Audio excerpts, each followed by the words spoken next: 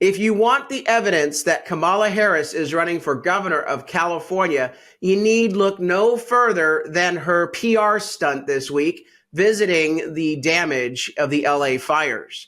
Coming up, we've got the behind the scenes details and how Kamala's going to have a pretty bumpy ride on her way to the State House.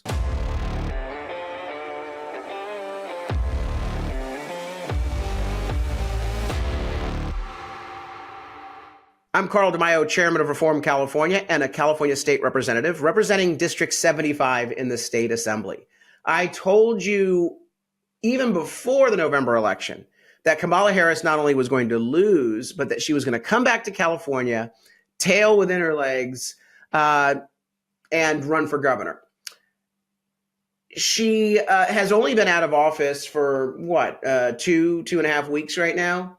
And already she is putting the machinery in place for her coronation as California's next governor. She's back in Brentwood, the very posh, ritzy neighborhood in Los Angeles. And she's decided to venture out of her multi-million-dollar home to visit the poor people, folks who have been impacted by LA fires. So her first photo op is really dangling the carrot of her inevitable gubernatorial race. But first, let's start out with some of the machinery that's being put in place for her to run. She's only been back for 2.5 weeks, but already we see potential candidates for governor dropping out of the race. Here's the headline from earlier this week, Politico. California's AG won't run to succeed Newsom. Rob Bonta will instead run for re-election as former Rep. Katie Porter and others make moves for a state's top job. Now, yes, Katie Porter is sniffing around to run for governor, and she would be formidable. The polling shows that if Katie Porter got in the race and Kamala Harris was not in the race, that Katie Porter would leapfrog the relatively unknown other candidates that are running for governor right now. We did a previous podcast where we went through the 5 or 6 no-name candidates that are running. People like Tony Atkins, Tony Thurmond, Eleni Kounalakis, even Antonio Villaraigosa, the former LA mayor. They really are all in single digits. But Katie Porter would jump into like the high teens. But Kamala Harris would be a field clearing candidate. Not saying that all the Democrats would get out of the race for her, but she would probably wipe away most of those candidates, but for perhaps Katie Porter. Here is the important part. Even though it says Katie Porter in the subheadline of this Politico story about Rob Bonta, it all talks about Kamala Harris. It says California Attorney General Rob Bonta won't run for governor, ending months of speculation about him eyeing the crowded 2026 contest. Instead, the Democrat will seek re-election as the Attorney General. Oh, lucky us. And back former Vice President Kamala Harris if she jumps into the fray. Nothing says someone's running for office more than potential competitors dropping out saying, I'm going to back this person if she runs. Okay. I'm telling you, folks, Harris is running. It's yet the latest evidence that the machinery is being put into place. They're having discussions with other candidates, perhaps even promising them support or some sort of quid pro quo. That's how politics works. Bonta says, Kamala Harris would be a great governor. I would support her if she ran. I've always supported her in everything she's done. She would be a field clearing candidate. Whatever. Katie Porter would not bow down and kowtow to Kamala Harris. She would run if she wants to run. And let me tell you, even though the polling suggests that Harris would have a major edge over Katie Porter, don't underestimate Katie Porter. She is tenacious. She's a lunatic, a left-wing lunatic, but I would not put it down as a foregone conclusion that if Harris runs in the Democrat primary and Porter runs, that somehow Harris would automatically be the Democrat candidate for governor. Harris is uniquely unqualified. She is uniquely incompetent. And I think that her coronation would absolutely be derailed in a primary. I also think that if she limped through the primary and made it into the runoff, she would be the best Democrat candidate for any Republican to face. More on that conversation later. We are talking to candidates on the Republican side for governor, and we'll have more details at Reform California in the coming weeks. Before I get to Kamala Harris's pathetic failed visit to Pacific Palisades, the fire damage, I want to encourage you to be part of the gubernatorial race in 2026 in California. We do want to field a strong set of statewide candidates on the Republican side. Reform California is already underway with discussions with potential candidates to create a slate, to create ballot measures like the voter ID initiative for the 2026 election, as well as recruit candidates from Congress to State House, State Assembly, State Senate, all the way down to school board. But we can't do any of this work without your help. So please go onto our website, reformcalifornia.org, chip in a contribution, put gas in our tank. We don't get any special interest funding. We get average contributions from grassroots donors like you of about $12 a month. I need your constant support in order to power this movement forward. We hire political operatives. We provide training to candidates. We support them. We do our voter guide. We're collecting signatures. We're setting up ballot measure campaigns. We're fighting tax increases. We're bringing you this show every day at 5 o'clock. We need your investment and support, grassroots driven. Go to reformcalifornia.org, chip in a contribution, and please do stay connected with this movement by signing up at the bottom, first name, last name, email, phone, and zip code.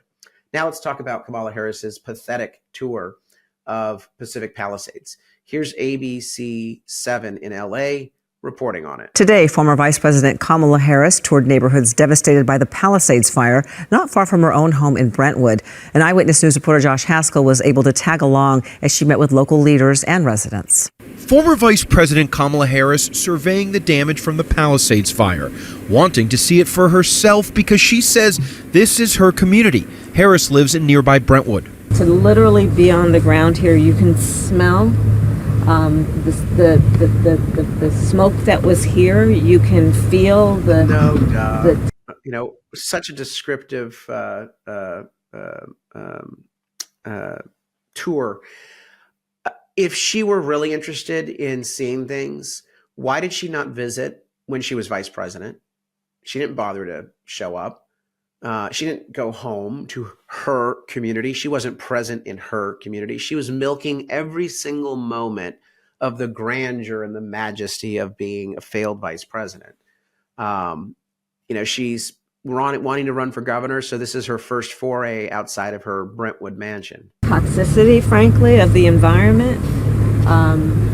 You can feel the energy of all of the folks who are still here on the ground doing the work of trying to make this area safe and then at some point provide a pathway to rebuilding.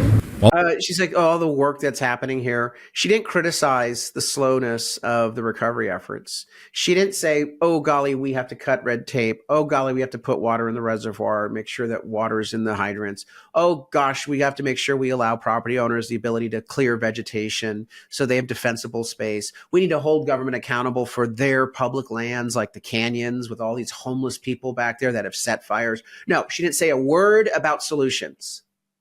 Instead, it was word salad 101, which is the only thing she's capable of doing, blathering. Absolutely in over her head.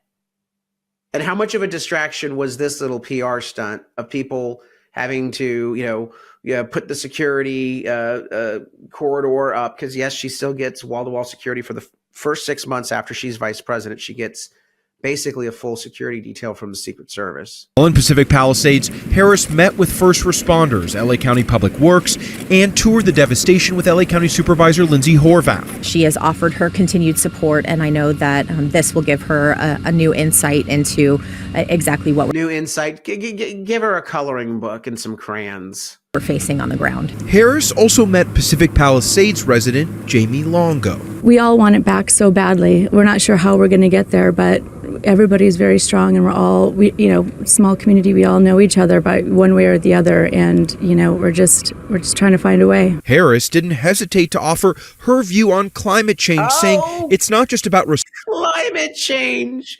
Let's not talk about water in hydrants. Let's not talk about water in reservoirs. Let's not talk about clearing defensive space. No. Can't talk about any of those real issues, or understaffing their fire department, or homeless that are setting fires across the state of California at a record rate. No, let's not talk about any of that. Let's talk about climate change, because that would divert attention from the failures of Democrat politicians. This is the shiny object game. Again, this is why we should not, at any way, shape, or form, allow her in the governor's office. She would do so much damage. The bad policies would continue in the state of California. We would continue to suffer the consequences. Responding to a disaster, but building up resources to deal with the inevitability of the... These are inevitable wildland fires. You can't stop homeless people from setting fires. You can't clear defensive space. You can't properly staff your fire department. You can't put water in the hydrants. No, those things are impossible. The inevitability. Accept your fate. It's climate change. This infuriates me. Of course, the media just serves up the absolute gaslighting nonsense bullcrap without challenge. Not a question is asked of the governor or the vice president. Are you satisfied with the clearing efforts? Do you think it should have taken weeks for people just to physically get back to see their home? Do you agree that the Coastal Commission should have oversight and regulatory reviews over rebuilding? Is the state building code in California affordable? All of these things, no harsh questions. But this is where the rubber meets the road. This is reality. This is the big leagues. This is what a governor would have to wrestle with. But no, our media isn't going to ask her those tough questions. No, it's softball time. She's Queen Kamala. Wouldn't it be dreamy to have her as governor?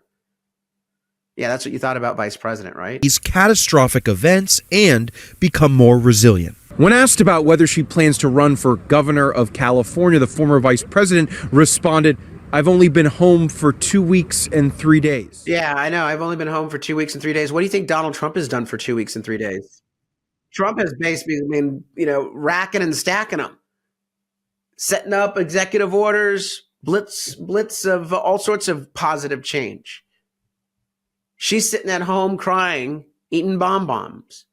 Now, by the way, let's contrast Kamala Harris with my good friend Rick Grenell and Lee Zeldin, EPA, Trump administration EPA chief. The same day that Kamala Harris did her little puff press conference PR stunt to tee up her campaign for governor, Rick Grenell and EPA chief Lee Zeldin were on the ground in Pacific Palisades, shaking things up and asking the tough questions and demanding results. Rick Grenell says, no DEI in LA fire cleanup. This bull blank can't happen.